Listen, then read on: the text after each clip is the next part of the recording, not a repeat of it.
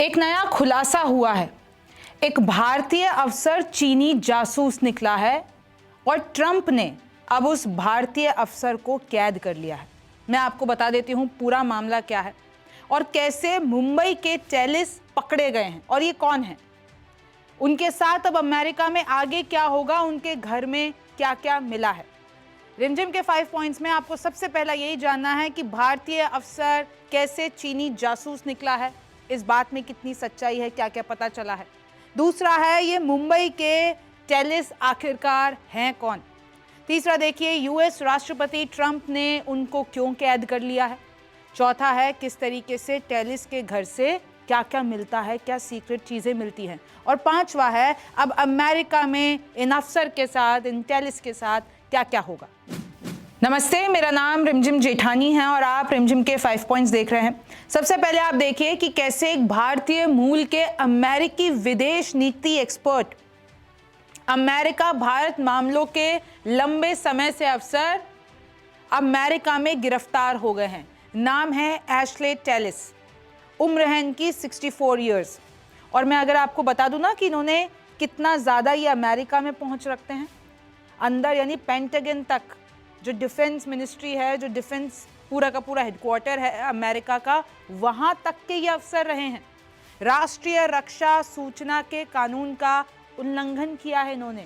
और इन्होंने क्या किया है, देखिए तस्वीर आपके सामने है। इन्होंने क्या किया है जानते हैं? एफबीआई ने खुलासा किया है कि इन्होंने गोपनीय राष्ट्रीय रक्षा दस्तावेज रखे हैं अपने घर पर और अभी उन सीक्रेट फाइल्स की जांच की जा रही है। लेकिन इन सीक्रेट फाइल्स पे सीक्रेट लिखा हुआ था और ऐसे 1000 पन्ने इनके घर से मिले हैं। चीनी अधिकारियों के साथ इन्होंने सीक्रेट बैठकें की। ये आरोप लगाया गया है एफबीआई में कि कैसे ये लोग चीनी, ये जो हैं खुद, वो चीनी अधिकारियों से मिलते रहे, उनके साथ बहुत सीक्रेट चीज़ें इन्होंने डिस्कस की। अदालत में एफबीआई ने खुलासे किए हैं। और मैं आपको ये भी बता दूं कि ये विदेश विभाग के अवैतनिक सलाहकार रहे हैं। अमेरिका रक्षा मंत्रालय के ठेकेदार, ये एफबीआई ने जिस तरीके से इनको लिस्ट किया है वो मैं आपको बता रही हूं। तो अब सबसे पहले आपको यही जानना है इनका बैकग्राउंड कि ये मुंबई के एशले टेलिस आखिरकार कौन है। तो देखिए, भारत में जन्मे और अब वो अमेरिकी नागरिक हैं। साल 2001 से विदेश विभाग के सलाहकार हैं। पूर्व रिपब्लिकन राष्ट्रपति, अमेरिका की बात हो रही है, जॉर्ज डब्ल्यू बुश की राष्ट्रीय सुरक्षा परिषद का हिस्सा रहे हैं। सोचिए कितनी बड़ी पोस्ट इन्होंने संभाली है। फिर अगर आप आगे देखते हैं, चाहे वो यूएस सरकार हो, चाहे उधर के जितने भी थिंक टैंक्स हो, उस पे इन्होंने महत्वपूर्ण भूमिकाएं निभाई। भारत के मामले में अमेरिका के सबसे प्रमुख विशेषज्ञ रहे हैं। भारत की आवाज को उन्होंने वहां पे बुलंद किया है। और अब उनका ये खुलासा हो जाना कि वो चीन के साथ मिले हुए हैं, वो चीनी जासूस निकले हैं, ये बहुत बड़ी बात हो जाती है। 2000 के दशक में यूएस भारत असैन्य परमाणु समझौते में भी इन्होंने अहम भूमिका निभाई। सोचिए 2000 के दशक की बात कर रहे हैं हम, और ये जो परमाणु समझौता था, और ये देखिए कहीं ना कहीं अमेरिका और भारत के बीच में संबंधों के निर्माण में एक मील का पत्थर इसे माना जाता है, यानी एक माइलस्टोन माना जाता है, उसमें भी इनकी भूमिका रही। मुंबई में 1961 में इनका जन्म होता है। पढ़ाई इन्होंने सेंट जेवियर्स से की है।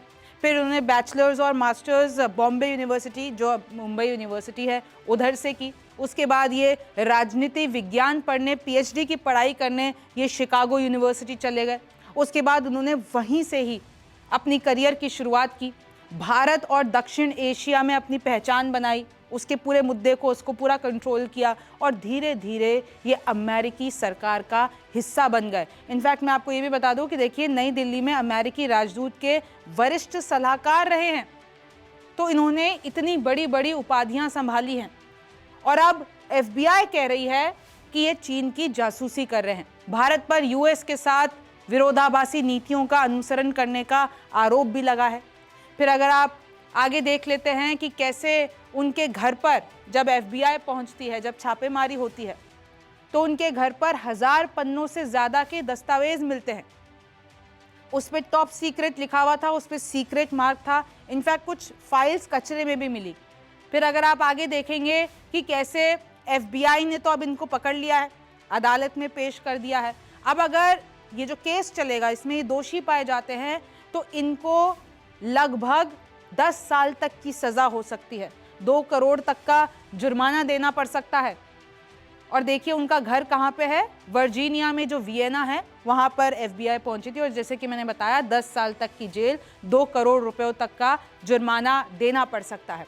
कुछ और डिटेल सामने आई हैं, जैसे कि देखिए इन्होंने चाइनीज गवर्नमेंट के जो ऑफिशियल्स हैं उनके साथ बहुत बार मुलाकात की। एक मीटिंग होती है सितंबर 2022 में वर्जीनिया के एक रेस्टोरेंट में और इनके हाथ में एक मनीला एनवेलप था।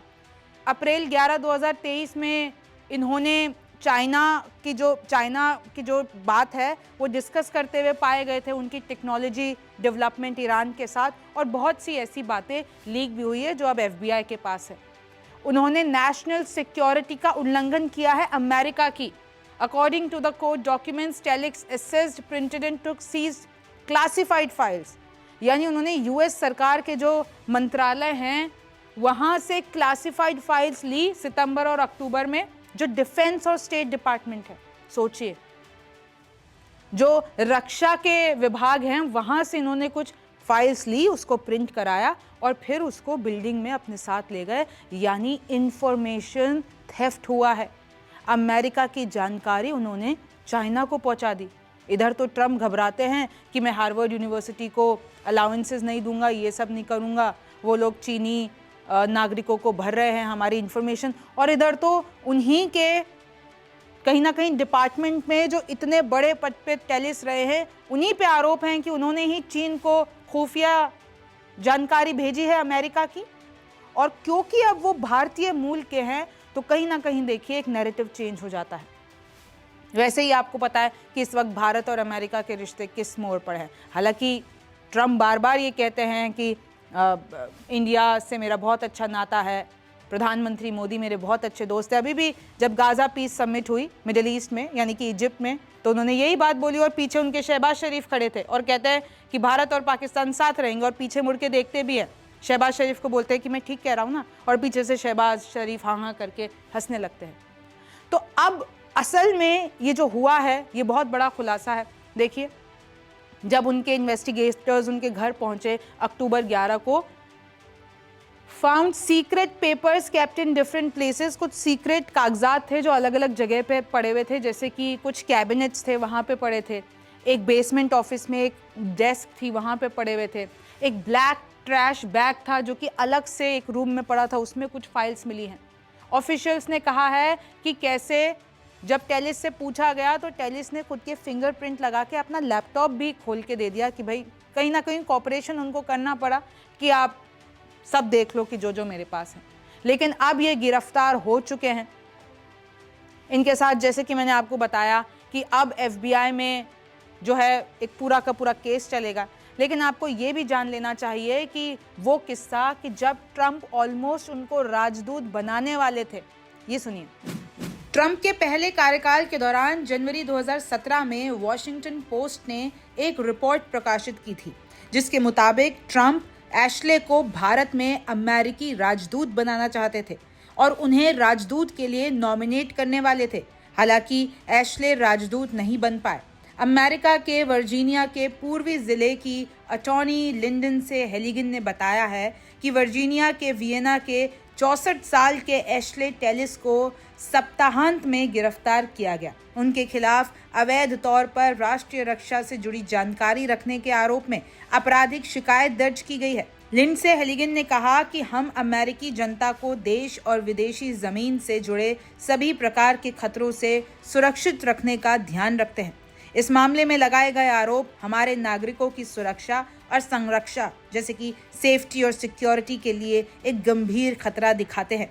इस मामले में तथ्य और कानून स्पष्ट हैं और हम न्याय सुनिश्चित करने के लिए इनका पालन करते रहेंगे। तो इस वक्त टेलिस ट्रेंड कर रहे हैं क्योंकि ये भारतीय मूल के हैं और इन्होंने कहीं ना कहीं इनके चाइना से लिंक्स हैं। अब बहुत सारे एंगल्स पे जांच होगी कि क्या कुछ इंडियन ऑफिशियल्स को ये पता है, क्या US में कुछ ऑफिशियल्स को पता है। हालांकि अभी अमेरिकी नागरिक हैं लेकिन हैं भारतीय मूल के, मुंबई के लड़के हैं। तो अब इस पे आगे क्या होगा ये तो वक्त बताएगा। आप न्यूज़ 24 देखते रहिए। मेरा नाम रिमझिम जेठानी है। आपसे फिर मुलाकात होगी।